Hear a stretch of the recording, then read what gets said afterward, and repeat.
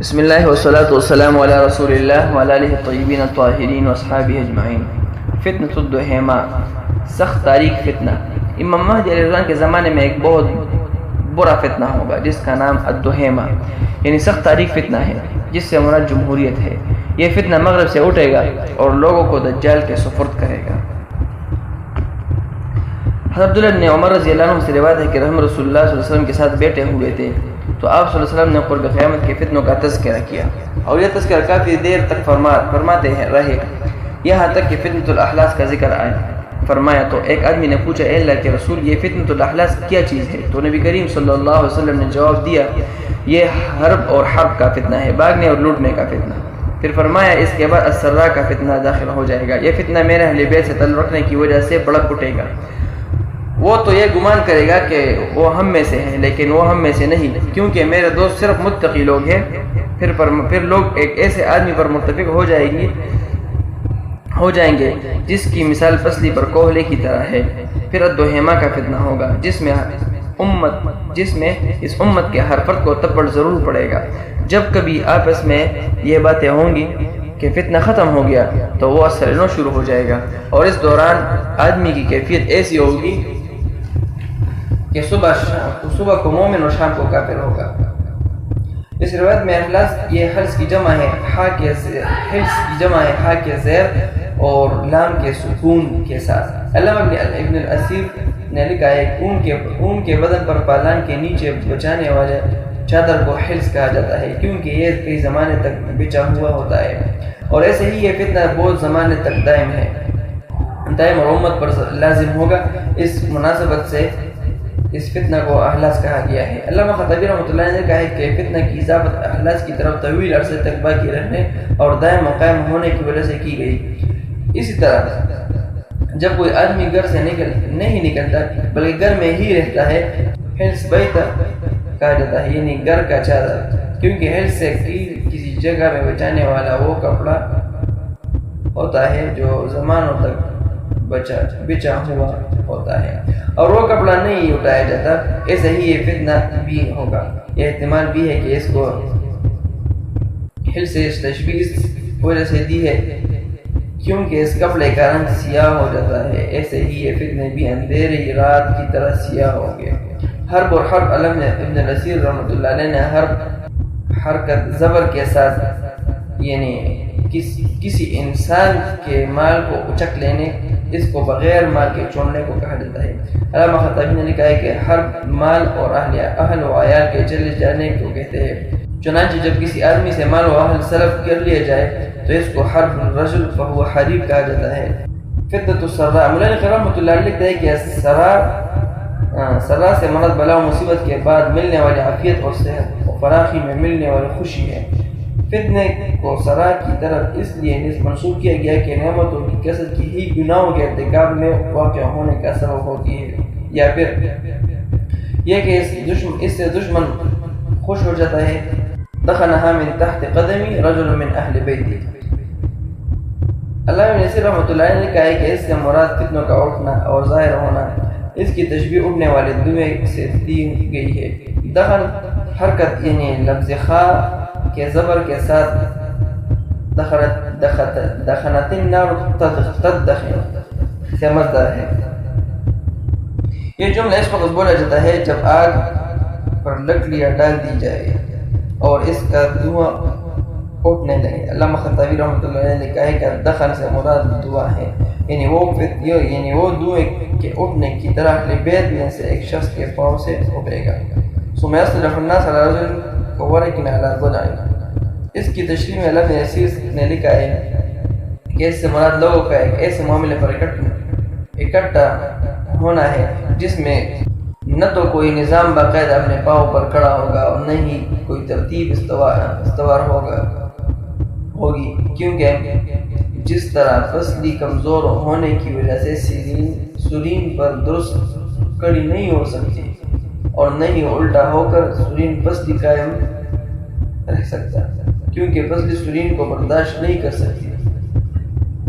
یعنی ایسا آدمی امیر ہوگا کہ نہ تو حکومت کا لائق و مستحق ہوگا اور نہ ہی حکومت ملنے کے بعد اس کو چلا سکے گا۔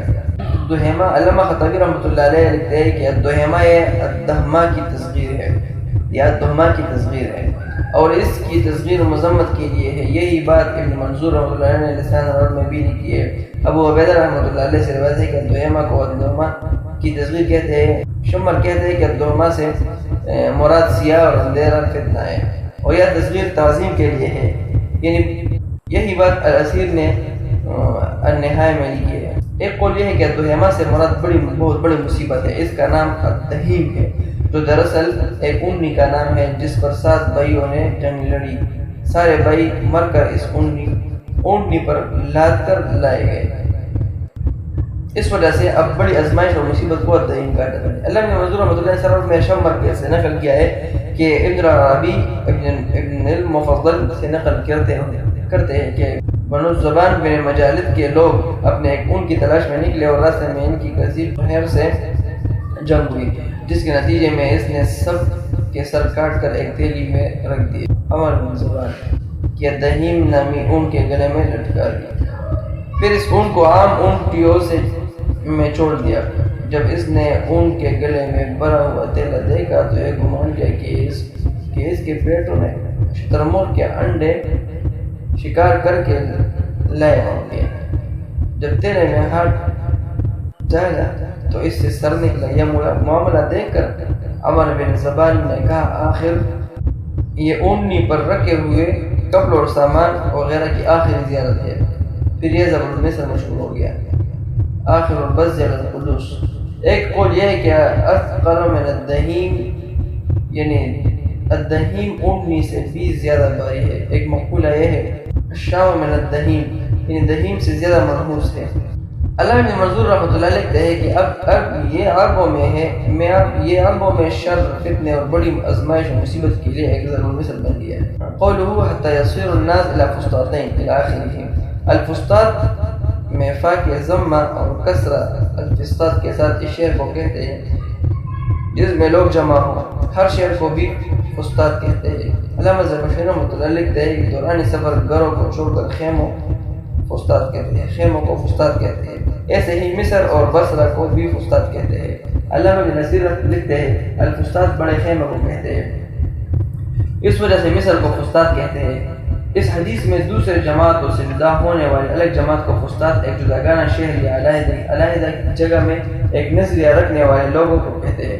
حضرت ابو سعید خدری رضی اللہ عنہ سے روایت ہے کہ رسول اللہ صلی اللہ علیہ وسلم نے فرمایا میرے بعد فتنے ہوں گے، ان میں سے ایک فتنہ اخلاص ہوگا، اس فتنے میں بھاگنا اور جنگوں میں مرنا ہوگا، پھر اس کے بعد اس سے بھی زیادہ سخت فتنے ہوں گے، پھر ایک اور فتنہ ہوگا جب اس فتنے کے بارے میں کہا جائے گا کہ وہ فتنہ رک گیا، وہ فتنہ مزید لمبا ہوگا، یہاں تک کہ کوئی ایک گھر باقی نہ رہے گا کہ اور نہ ہی کوئی مسلمان اس کے تبر سے بچے گا، یہاں تک کہ میرے اہل بیت سے ایک آدمی نہیں لے گا۔ میں کہتا ہوں فتنہ اللہ سے مراد عصر حاضر میں غیر ملکی کفری طاقت اور دیگر ظالم و جابر حکمرانوں کی طرف سے ظلم، جبر، پکڑ دکڑ اور معتدل ظالمانہ ہتھ کنڈوں کے ذریعے قومی مال اور دولت، سونا چاندی، پیٹرول اور مختلف قیمتی دھاتوں کو اسلامی ممالک سے زور و جبر لینا اور اس کے اصول میں جلاوطنی اور قتل و قتال وغیرہ سے دریغ نہ کرنے والا فتنہ ہے۔ فتنہ السرا سے وہ فتنہ ہے جس کی وجہ سے صدام حسین جو اپنے آپ کو اہل بیت میں شمار کرتا تھا، صدام حسین کا سرزمین کویت پر چڑھائی بنی، حالانکہ اس سے پہلے خلیج عرب کے عوام نہایت پرامن اور عیش و عشرت کی زندگی بسر رہے تھے، اور اس خطے میں کوئی غیر ملکی قبضہ نہیں تھا، مگر صدام کے حملے کے رد عمل میں کویت کا بادشاہ جب صباح چپکے سے مغرب ممالک کے دورے پر گیا، چنانچہ ایک روایت میں ہے کہ ابو ذر رضی اللہ عنہ کے بیٹے نے اپنے باپ ابو ذر رضی اللہ عنہ سے سنا کہ اس نے نبی کریم صلی اللہ علیہ وسلم کو فرماتے ہوئے سنا، ایک ملک کا بادشاہ اپنے قریب ملک کی بادشاہت پر غلبہ کرے گا یا اس سے بادشاہ چھین لے گا تو وہ روم کے پاس بھاگ جائے گا اور انہیں مسلمانوں کے خلاف لائے گا، یہی عالمی جنگوں کی ابتدا ہوگی۔ میں کہتا ہوں ایک روایت میں بھی مصر کا لفظ آیا ہے، ان زمین کے ٹکڑے میں سے ایک ٹکڑے میں یہ واقعہ ہوگا۔ اس کے بعد مغربی قوتیں یکجا ہو کر خلیج عرب آئے، تاہم ان کے درمیان ایک ایسے آدمی نے صلح کی جس کی سلسولین کو ان پر رکھنے کے مترادف تھی، جو روسی صدر گورباچوف تھا، جس کی جسمانی اور ملکی اقتصادی صورتحال نہایت ہی خراب تھی۔ اس وجہ سے اس نے صدام حسین اور خلیجی ریاستوں اور مغربی ممالک کے درمیان صلح کرائی اور صدام حسین حکومت کو بچ کر رشوت لی۔ اس کے بعد مغربی طاقتیں خفجی فوجی اڈے پر معمور ہوئے۔ یہ جزیرۃ العرب میں بلند ڈھلوان پر واقع ہے۔ امریکی صدر بش نے فوج سے خطاب کیا، جس میں صلیب اور عیسائیت کی فتح کی نوید سنا دی، گویا کہ معنوی طور پر یہ صلیب کو بلند کر کے اس کے غلبے کا اعلان کر دیا۔ اس کے بعد خطے پر مغربی کفر جمہوریت کو بزور جبر نافذ کر دیا۔ اسی طرح دہمائی جمہوریت کا فتنہ عام ہونا شروع ہو گیا۔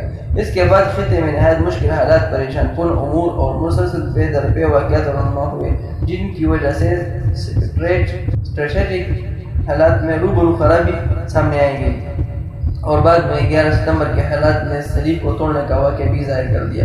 چنانچہ اس کے بعد اسامہ بن لادن نے باقاعدہ تصریح کر کے یہ بتا دیا کہ اس واقعے نے امت کو 2 گروہوں میں تقسیم کر دیا ہے، ایک گروہ خالص ایمان والا ہے جس میں کوئی نفاق نہیں، اور دوسرا نفاق والا ہے جس میں کوئی ایمان نہیں۔ موجودہ دور میں لوگ کفری جمہوری نظام اور ان کے ماتحت اداروں کے غیر شرعی قوانین کو اس ناپائیدار دنیا کے اصول کی خاطر قبول کرتے ہیں اور اس نظام کی خدمت کر کے اس نظام کا حصہ بنتے جا رہے ہیں اور اس کے لیے جنگوں میں حصہ لینے، خون بہانے اور دیگر غیر شرعی کاموں میں حصہ لینے سے دریغ نہیں کرتے۔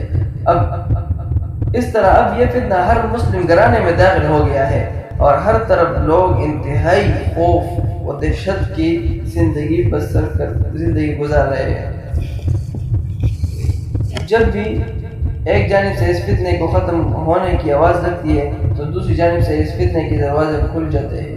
اس لیے اب یا تو ظہور مہدی کے آنے کا انتظار ہے اور یا شام کو خروج دجال کے آنے کا ڈر۔ صلی اللہ تعالی علی محمد و آلہ و اصحابہ اجمعین۔